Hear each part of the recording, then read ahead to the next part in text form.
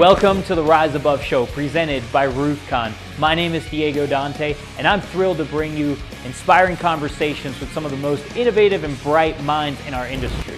From business and entrepreneurship to personal development and growth, we'll explore the strategies, insights, and stories that have helped our guests rise above challenges, overcome adversity, and achieve their goals.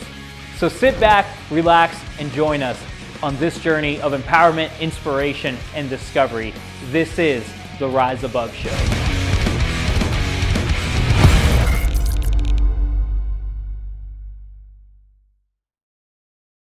Welcome to the Rise Above Show presented by RoofCON. My name is Diego Dante.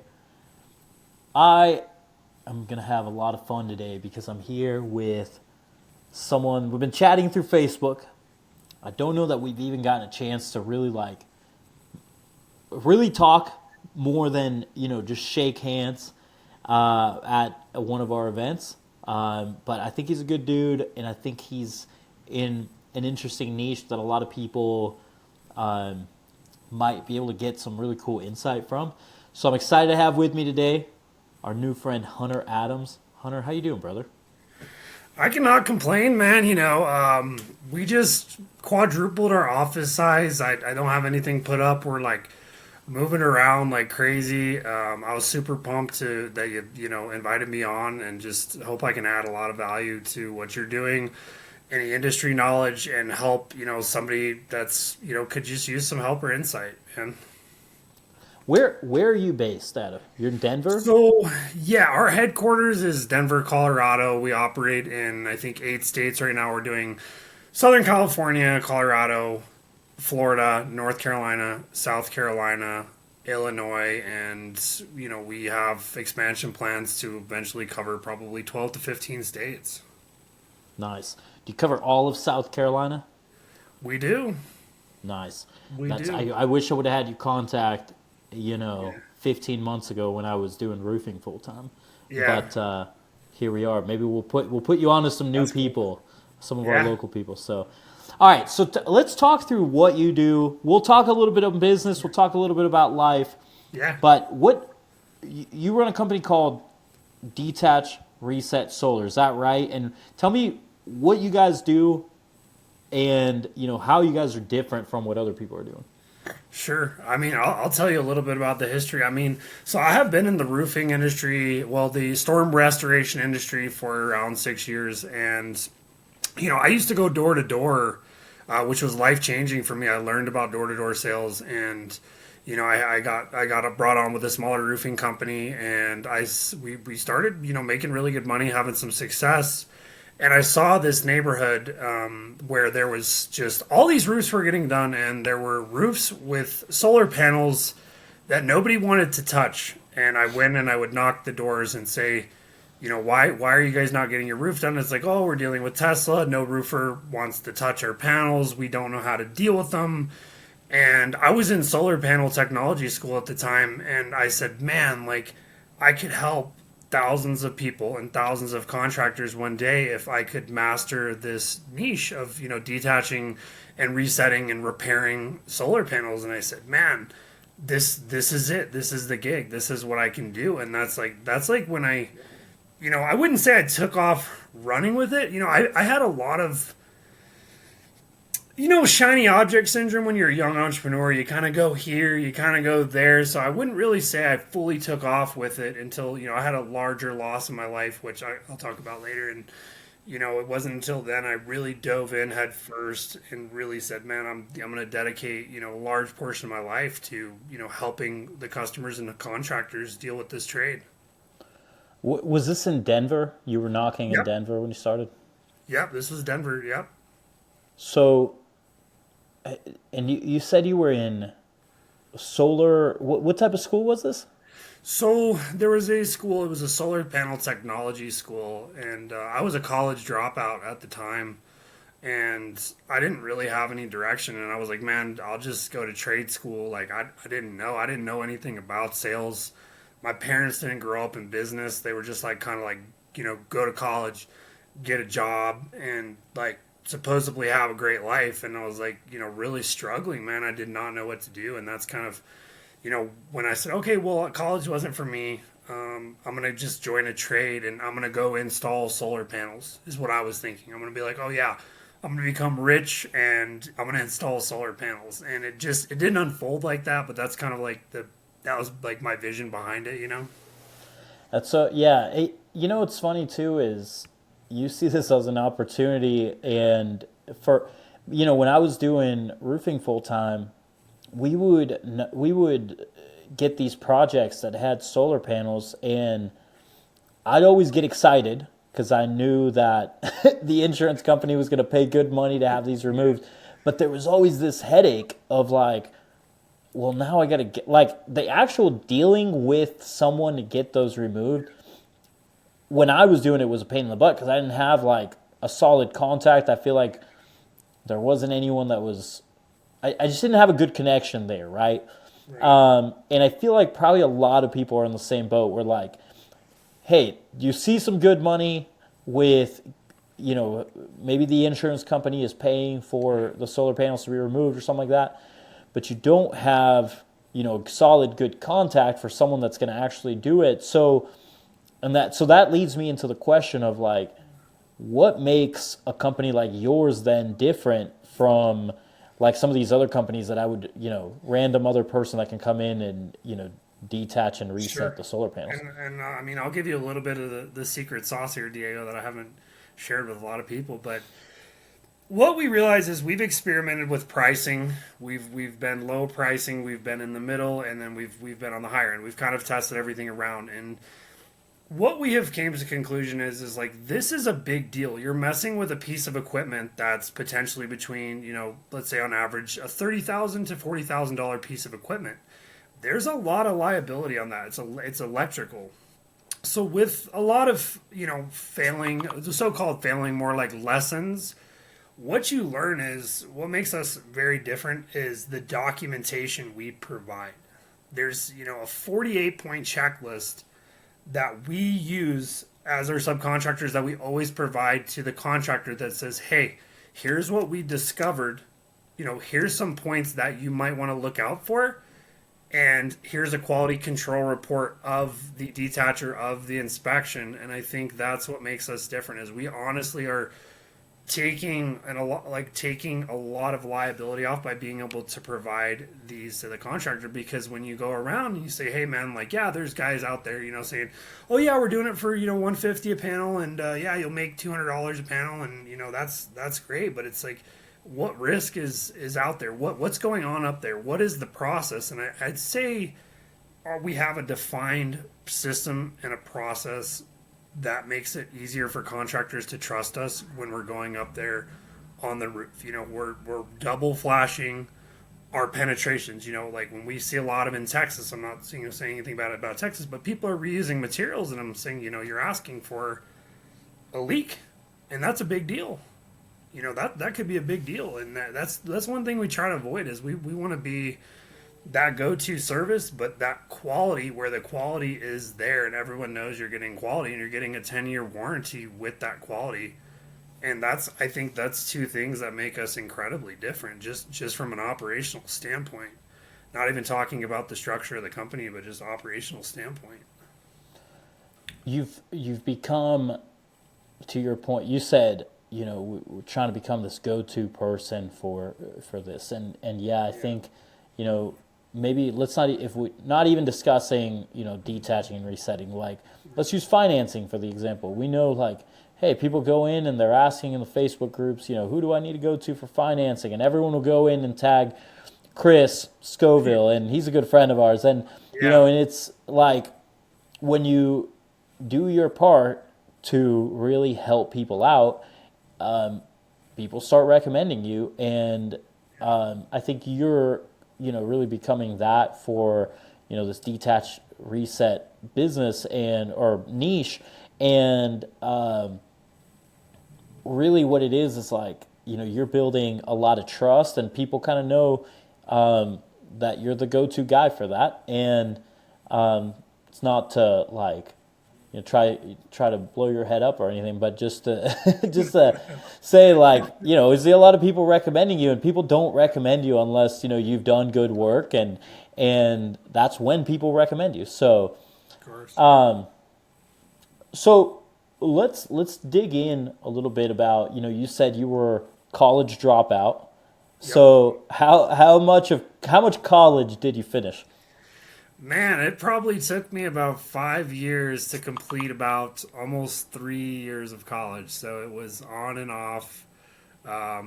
It was not a good time in my life, man. I had zero direction. I made a lot of mistakes in my personal life, and ruined a lot of great things, man, unfortunately. But it was a great experience I wouldn't take back. So 3 years of college. What were you studying? So I was a Spanish and economics major.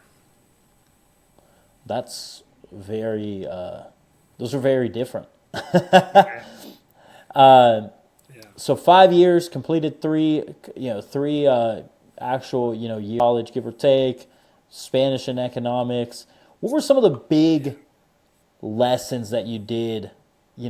I'm sure even if you didn't finish out with a degree, what would you say were the big takeaways from college? And then I'll throw also on you. Are you happy about the fact that you did spend that time going to college, or do you wish you wouldn't have gone? That's a great question, Diego. I want to say, like my ego wants to say, man, screw college. It did no good. Like if I would have got into sales and had a clear direction at 18, I'd probably be worth, 10, 20, 30 million, maybe more, 40 million, if I would have gotten this sooner.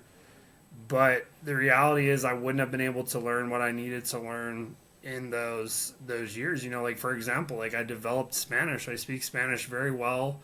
I'm involved in the culture. I've been able to help hundreds of homeowners, if not probably thousands of homeowners that have a language barrier, that were either doing work on their house, or I was a Spanish translator teaching OSHA classes, and I did help a lot of Hispanic gentlemen break the language barrier, and I think I'm really proud of myself for that, and I did, it was a great experience. I don't think I would take that back. Now, granted, there was some very hard times, man. And I'll share this with you. And there was times where I was completely lost in a dark hole during those years, and I lost my Division I wrestling career over, substance abuse, alcohol abuse, and really had to learn some really tough lessons. I mean, people had walked out of my life, and I really learned everything the hard way of the adult life. And I probably wouldn't take it back. I've developed a lot of emotional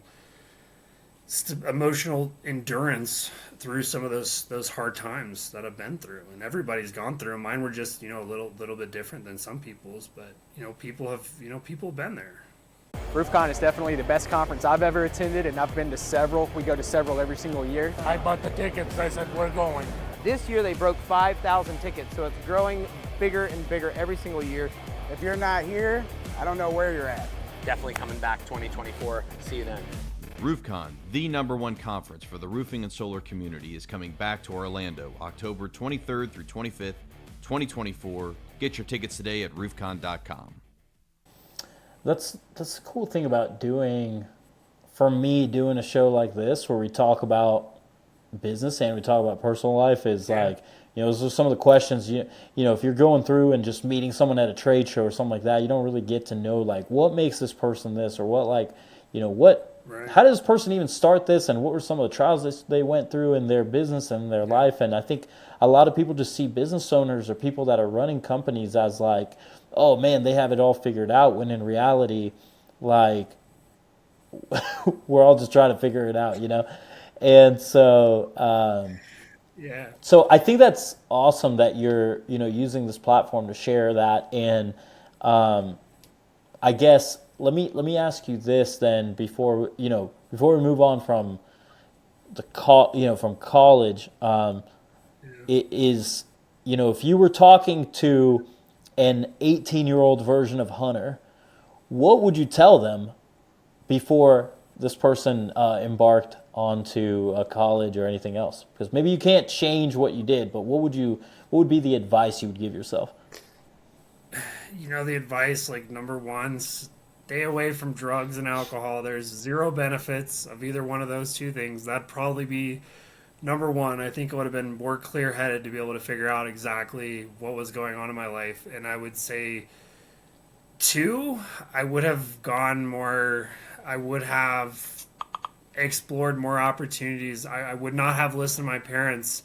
I would have probably explored, some different paths and gone that route. I would have sought mentorship much quicker. I would have gotten mentors. I would have gotten education to help better my life quicker. I didn't start investing in education until I was 20, 25, 26 years old, where I actually, got mentors from afar like Grant Cardone and Tony Robbins, and that was kind of like what my aha moment. So I would have sought the education earlier because I didn't have financial education. My parents did not teach me.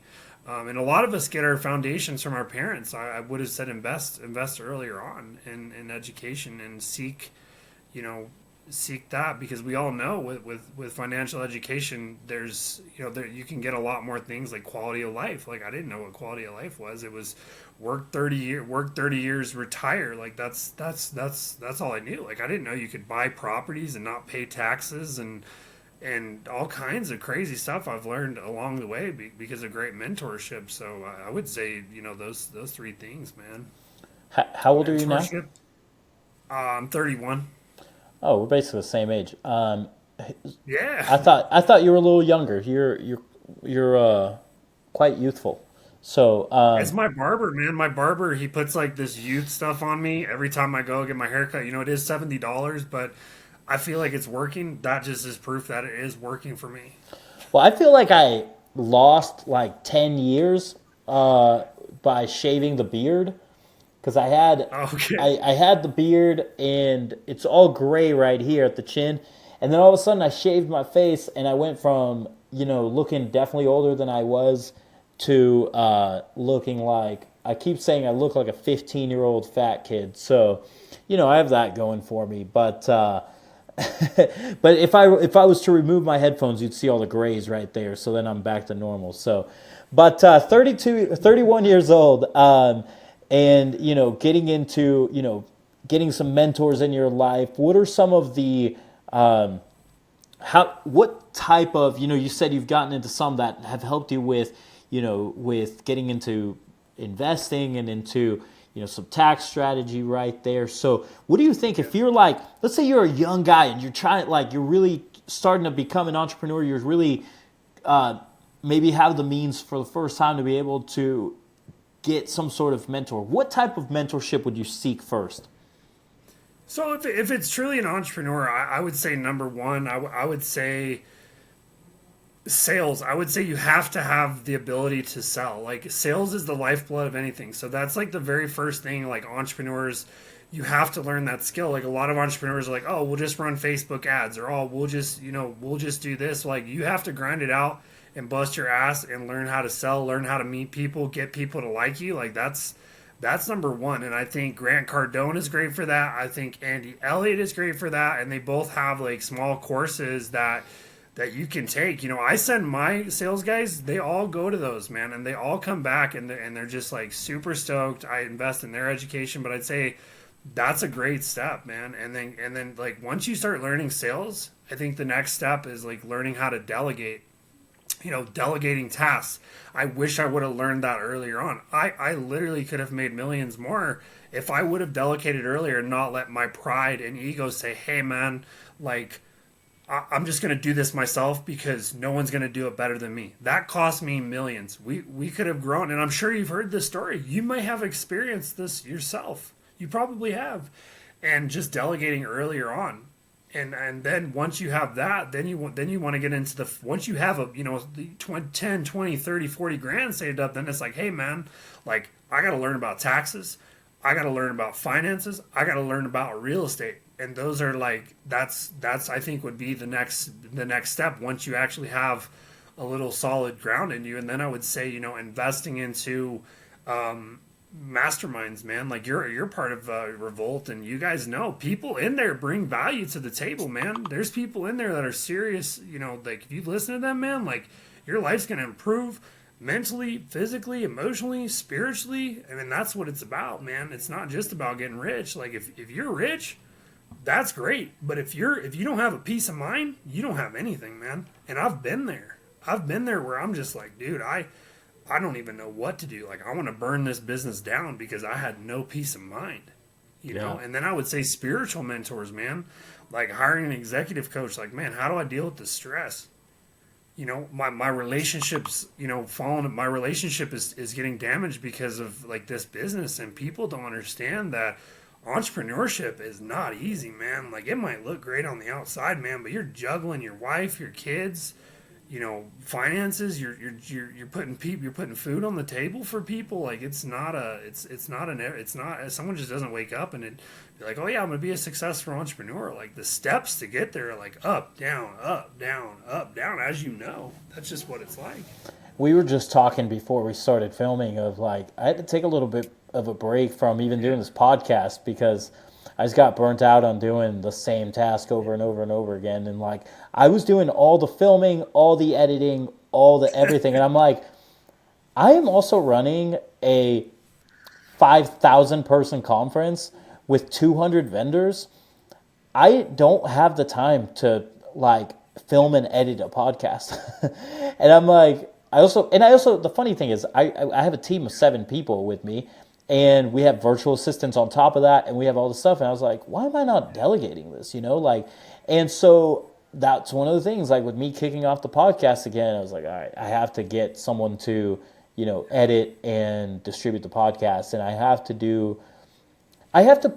there's a part of me that really loves doing the podcast. And that's why we started in the first place. And I love talking to people, and I love doing all these things. And it's like, sometimes as an entrepreneur, you're going to have these little side passion projects that you love to do. But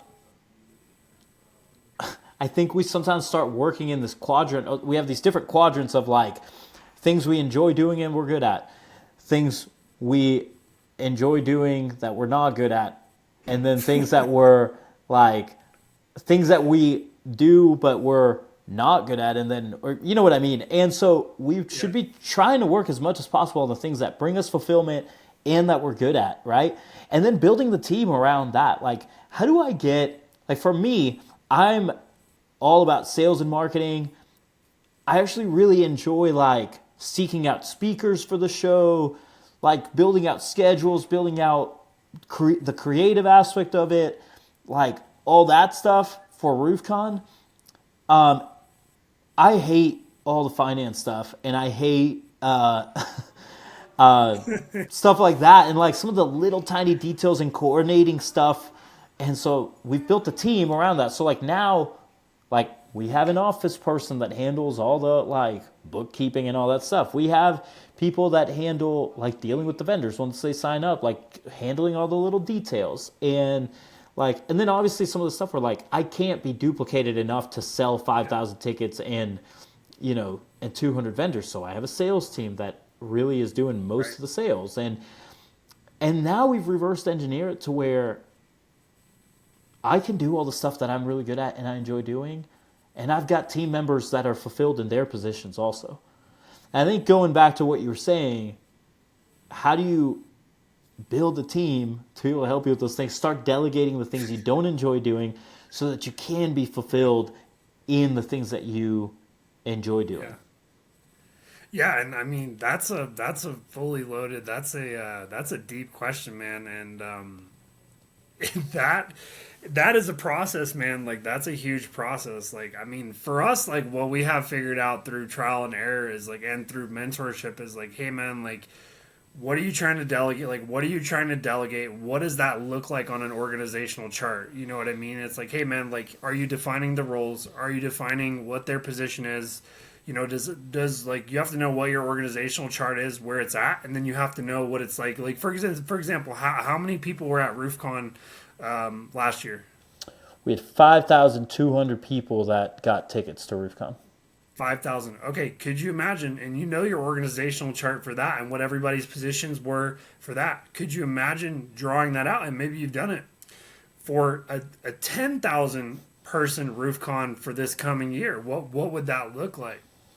And I think that's understanding the organizational chart, because if you can draw that out, you know where you're going to fail, where your weak points are. And if you're able to put that down, then you already know. And like that's where like the planning comes in. Like, you know, like for example, like when a lot of entrepreneurs start, it's like, oh, work, brute force. The more effort I put in, the more I'm gonna get out. And in reality, once you start growing, it's the more planning and the more strategic and the more you treat the game like chess is when you start to grow. And I fought this for years, man. Like I fought this. This was a tough mental thing for me because I was a Division I athlete. I was a wrestler.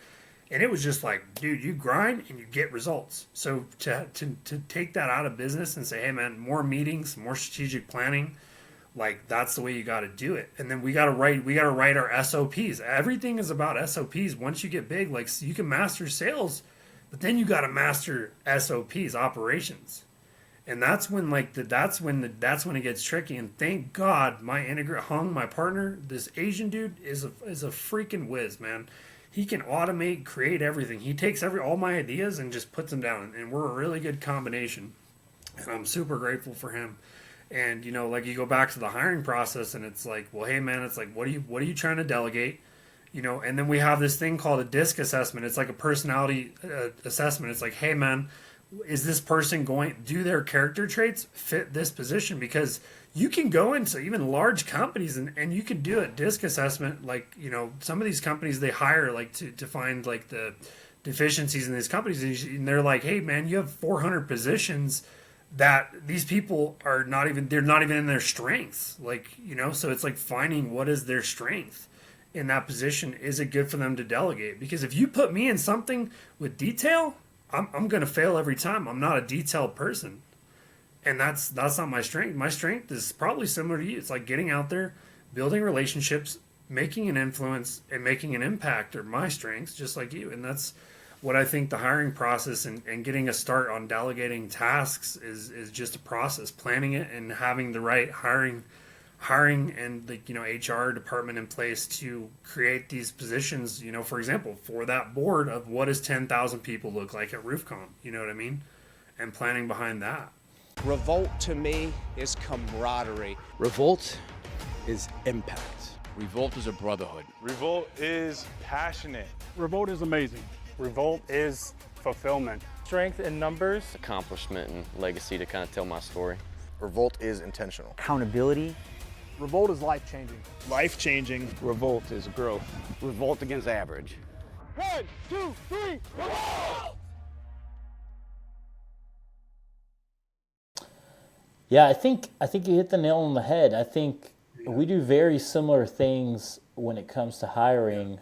You know, we do a lot of assessments when it comes to hiring because we want to make sure that the people that are coming in fit our culture. They fit the role that they're being hired for. We have one of the things that, I don't know if you mentioned this, but one of the things that we do is we figure out this is exactly what you were saying. You were saying, like, what does it look like to get to 10K for us, right? 10K. So for us, it's like, what are the roles that you need? And then who is the right person for that role? Instead of what a lot of other people do is, oh, this person is a great person. They would really fit the organization. That person might be a great person and might fit your organization, but it's not the right person for the role. And I think a lot of people, a lot of times we try to make people fit. We try to make a square fit into a round hole, and it just doesn't work that way, right? So I think you hit the nail on the head, especially with recruiting there. Let me ask you this then. You know, when you were starting, you know, you made the decision to start Detach Reset. What were some of the hurdles you had to overcome in the beginning stages of Detach Reset? Well, I would say some of the earlier hurdles were like just not having a plan. Like I didn't have a plan. Like the biggest hurdles were like, hey man, I'm basically just out here hustling. Like I did not know anything about solar really. I had a couple classmates that I went with that knew how to supposedly install, and I'm like, man, I got to figure this out. Like, I know I'm going to make errors, but like, it was just lack of knowledge, lack of process. Because when you start a business, man, like I think who says this? They're like, man, when you start something, I think it's Joe Rogan. When you start something, you suck at it no matter what. It's guaranteed you're gonna suck. Nobody's just good at something right away. It just doesn't happen. And I think that was the main hurdle was just mainly like when Tony Robbins says, man, he's like, oh, it's 80% mindset. It's like, man, like to get through these hurdles was 80% mindset. Like for instance, having to come up with solutions. It's like, hey man, like Tesla's like, hey man, you can't touch my panels. It's like, dude, I don't know what to do. Like, you know, after calling Tesla 100 times and going through and calling and going to the higher ups, it's like, man, I got a solution. Like, I got my Tesla certification. Like, finally. Like, that's like a hurdle we had to get through. You know what I mean? And then actually, you know, going through, then once we grew enough, like, then it was like, hey man, like, I have no systems. I have no operations. I'm running this company by myself.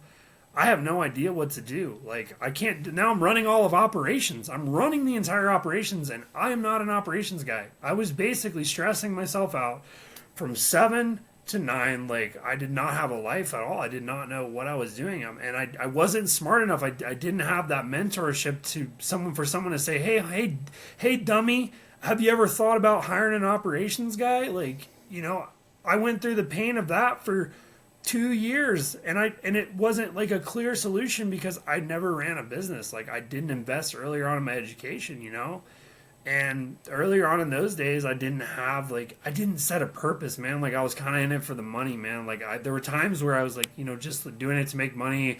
I'm gonna buy real estate and like I'm gonna give this up one day because it was hard, man. There were times where I was like, man, I just don't like doing this. And the truth is I didn't like being in that position. I like doing what you said, man. Like being like, I like to do the things I like on the business, and that's the relationships, the sales, the working on the processes, working on customer experience, and like just getting out there and helping the industry with knowledge and helping people in general.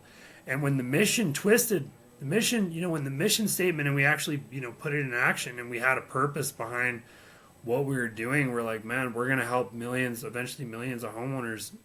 And I think that was another hurdle, man, that we ran into. Luckily, no cash flow issues. We've always been really solid on that. I've always been like, I'm not Jewish, but I say like at heart I'm Jewish. You know what I mean? I'm pretty frugal. So luckily, you know, I've always had some other investments. And like, honestly though, I'll tell you the biggest hurdle though, man. The biggest hurdle for me was I was focused on other things.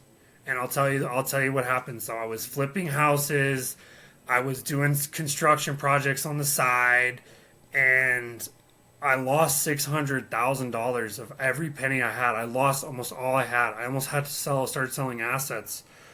We were talking about bankruptcy, like when the market went bad, and I mean, I felt like nobody, man. Like I just felt like the lowest scum on the earth, man.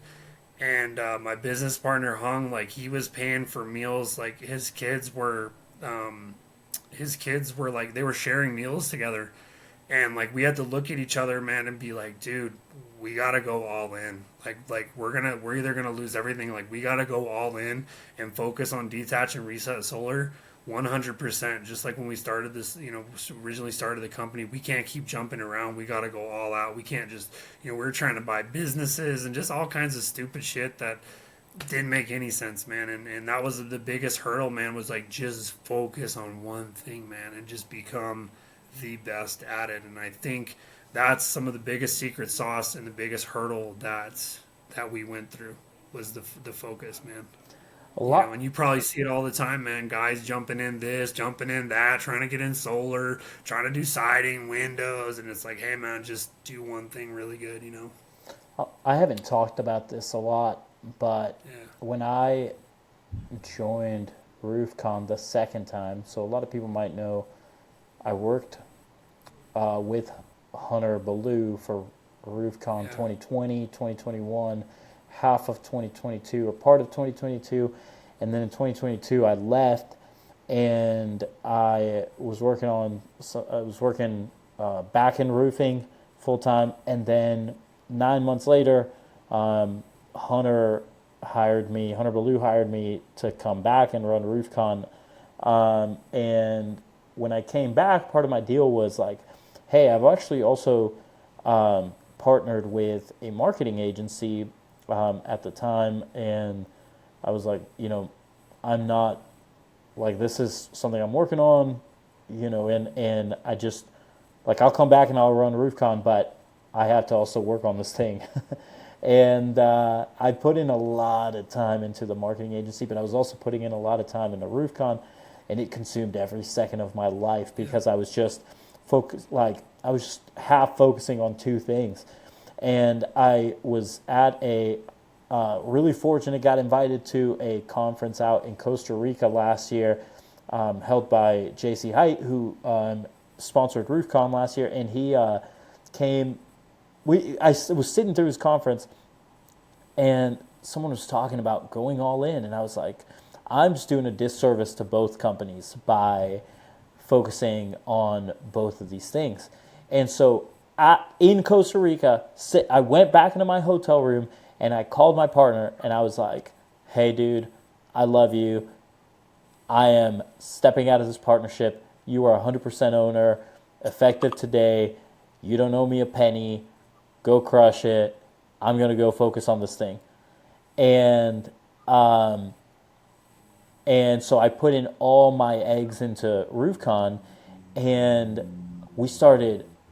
we kind of had a rocky start because we were coming off of 2022 where we had a big loss year for us because it was in 2022 we got hit with a hurricane right before the show, and it hit the attendance, and so it's just a big thing, right? So I was able to go all in, and we crushed it last year. And but it was because I went full into RoofCon. And so again, I haven't talked about that a lot just because it's like I don't want to, just haven't wanted to share that story. But I think it just hits with what you were saying of like going all in, focusing on one thing, and like that's the thing is like I think we think a lot of these people, like these big entrepreneurs that are like, oh, they've got this and they've got that. Well, at one point when they were in your shoes, they were focused on one thing. Like they're able to do 5-10 different companies now because they focused on one company for a while, and they've gotten to the point where they have CEOs in these companies, and that's how they continue, that's how they grow at this point. But you don't get to that on year one or year two. So. No, exactly. And that's what Alex Hormozy, if you watch Alex Hormozy, he's got great content, but basically he says it's like, and all entrepreneurs hear this, they're like, hey man, like you'll be a millionaire if you have 7 streams of income, and it's false. The best way to do it is like become a master of sales, become a master of delegation, and then hire, train, and get your way out of the company so you can help build another great company. And that's the way it's done. And then that's when you start getting into acquisitions and larger, real estate deals. And that's the way it's properly done. It's not done by just scrambling all over the place. It doesn't work. Just like you said, I've had to have similar conversations where I'm just like, hey man, I got to give it up. I can't do it. Yeah. So you've worked with some mentors, you've been to some masterminds. How else are you continuing your education? Are you a big YouTube watcher? Are you a book reader? How are you educating yourself? Because it sounds like you've brought up some of these people like the Joe Rogans and Alex Hormozy, some of these other people. Like it sounds like you're continuing to try to educate, but maybe just not the. You mentioned, hey, I dropped out of college, and maybe that wasn't the right thing for you, but it sounds like you're still getting in a good bit of education just through other manners. Yeah. We started just like with business groups. we were, I knew it started with just like watching guys on YouTube and kind of trying to get that it started with the motivation and the, the desire, the willingness to kind of get started. And then as you dove deeper, you got into some real estate groups, got in with some finance guys. Then you're spending $5,000 on education, and then then we started going to Sam Taggart. We joined Sam Taggart's mastermind, and that was a $50,000 mastermind. It was not pennies, and that's where we kind of got into like learning culture was a huge thing. Like when we had a business, like I thought you just came to the office and you worked and people did their stuff. It's like, no, man, like you got to create an atmosphere. If you want the top guys, you got to have a place where, man, work is fun. People like coming in. Like you got to invest in your culture. You got to invest in your people's education. And like that came from Sam Taggart's mastermind. I had no idea. I thought you just grinded it out in the office like Grant Cardone says, but you got to take things and some things and other things from other people, you know what I mean? It's just different. And then when you're ready to go up to that next level, like everything has a level, and it's like, hey man, after Sam's, it's like, hey man, where else are we going from here? What masterminds are you able to go to? Would you want to sit at the table with, do you want to learn how to operate $100 million company? Yeah. I mean, there's guys in Sam's mastermind and probably Revolt that are already running, $100 million companies. And, they're the ones giving you the recommendations. It's like, hey man, here's a book of the month. We're reading one book a month of personal development, sales, marketing, management, operations. Some of the books I don't like, but I read them. I get good takeaways, but a constant education, man, getting the top tax guys, like it's really a cheat code, because when you're hanging out with, guys like yourself and these higher guys, Hunter Ballou, like these guys, it's like, hey, Diego, like, man, I'm struggling with taxes. Like, man, like, and dude, you're just going to be like, hey, bro, I got a great guy. Like, I literally, we turned a profit of $2 million last year, and guess what? We're writing off a loss because of all the tax strategies that we use and all the real estate and depreciation we got. It's like, oh yeah, man, thank God I joined Revolt. I'm so glad because I learned that from you guys. Just things like that. Like these guys, you're not taking shortcuts, but you're kind of learning how to get there quicker, if that makes sense. Yeah. You're like, hey man, I'm like, if I start hanging out with guys that are, making $100 million, they're making their $100 million company. Guess what? Some of that stuff is going to be rubbing off on me no matter what. Yeah. And I'm sure you've seen it firsthand. Yeah, I love anytime I get a chance to attend a Revolt event, I try to take advantage of those opportunities, and because I feel like I'm always the dumbest guy in the room, and I'm like, that's how I know I'm in a good group of guys, right? When you just go up to everyone and just ask them questions about how they're running their businesses. Well, I appreciate you hopping on. This has been a great conversation. I just looked at the timer and we're at 40 minutes. I was like, wow, we just went through that really quickly. But that's quick, man. Yeah, but man, we gotta do stuff with you at RoofCON. I know you gave a breakout last year at RoofCON, and you hopped on kind of last minute. I had a spot that fell through, and you stepped in and filled that Dude, role. I got shoved. Don't lie, I got shoved in there, but I was like, hey man, like I'll do it. Yeah. And honestly, I appreciate it. Like I didn't want to do it. Like I didn't think people wanted to hear from me. I'm like, dude, I'm just some guy. Like I have so much to learn. Like, but the truth is, if I could help one person today, if we helped one person that listened to this podcast, then we did our job. Yep. And that's the truth. Well, brother, I appreciate you. Let me give you a quick second to plug. If people want to connect with you, where do they go? At Detach Reset Solar, Instagram, TikTok, Facebook. We're all over. Hunter Adams. Give us a follow. I'd like to think we put some decent stuff out, but anything related to solar and roofing, just if you got a question, please reach out to us, man. We've done thousands and thousands of jobs, and we'd love to be of service.